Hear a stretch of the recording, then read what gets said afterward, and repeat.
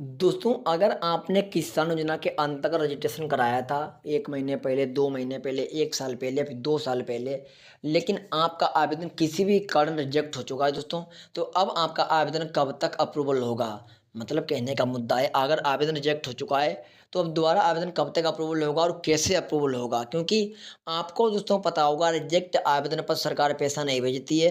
तकरीबन 100 में से तकरीबन दोस्तों 35-40 आवेदन रिजेक्ट हो ही जाते हैं। जैसे मान लो अगर 100 किसान आवेदन कराते हैं तो उसमें से 35-40 आवेदन रिजेक्ट हो जाएँगे। क्यों हो जाएँगे? लोग जल्दबाज़ी में फ़ॉर्म भरते हैं कि कोई-कोई डॉक्यूमेंट अपलोड नहीं करता है, कोई-कोई डॉक्यूमेंट क्लियर नहीं अपलोड करता है या फिर कोई और दिक्कत हो जाती है। इसलिए सरकार के द्वारा वेरिफ़िकेशन जब होता है तो फ़ॉर्म रिजेक्ट कर दिए जाते हैं। तो अब हम बात करते हैं कि फ़ॉर्म रिजेक्ट कब तक अप्रूवल होता है। देखिए दोस्तों, फ़ॉर्म रिजेक्ट अपने आप अप्रूवल नहीं होता है, वो तो रिजेक्ट ही कर दिया जाता है। जैसे कोई भी स्कीम में आप अप्लाई करते हो, कोई फ़ॉर्म डालते हो तो अगर वो रिजेक्ट हो जाता है तो उसका समय सीमा वहीं पर ख़त्म हो जाती है। वहीं पर वो रुका का रुका रहता है।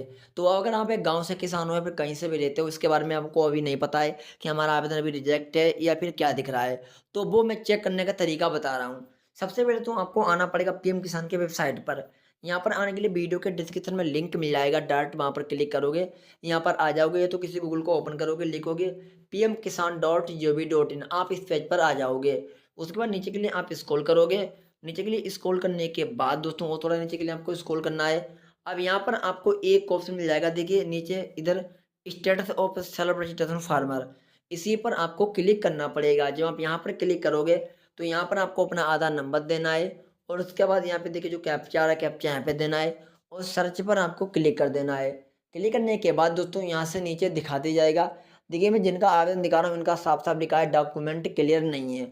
इसलिए दोस्तों सरकार के द्वारा इन्हें पीएम किसान का आवेदन रिजेक्ट कर दिया गया है और इन्हें पैसा सरकार के द्वारा नहीं आएगा। तो अगर आपका भी किसी भी कारण फॉर्म अगर रिजेक्ट हो चुका है, तो सबसे पहला मुद्दा दोस्तों है कि आप सबसे पहले फॉर्म को अप्रूवल करवाओ। अप्रूवल अपने आप से नहीं होगा, अप्रूवल करवाना पड़ेगा। अब जिस भी कारण आपका फॉर्म रिजेक्ट हुआ है, उस गलती को दोबारा रीअपडेट करना पड़ेगा। रीअपडेट करने के लिए दोस्तों आप ऑनलाइन भी कर सकते हो। जो आपने पीएम किसान योजना में फॉर्म डाला था, उसमें जो नंबर लगाया था मोबाइल नंबर, उसी नंबर पर एक ओटीपी सेंड किया जाएगा। अगर ओटीपी आपको मिल पाती तो आप कर लीजिए, फॉर्म खुल जाएगा। अगर ओटीपी नहीं मिल पाती तो फिंगरप्रिंट की आवश्यकता पड़ेगी और फिंगरप्रिंट हम लोग अपने आप से इस्तेमाल कर नहीं सकते। इसके लिए जनसेवा केंद्र पे जाना पड़ेगा।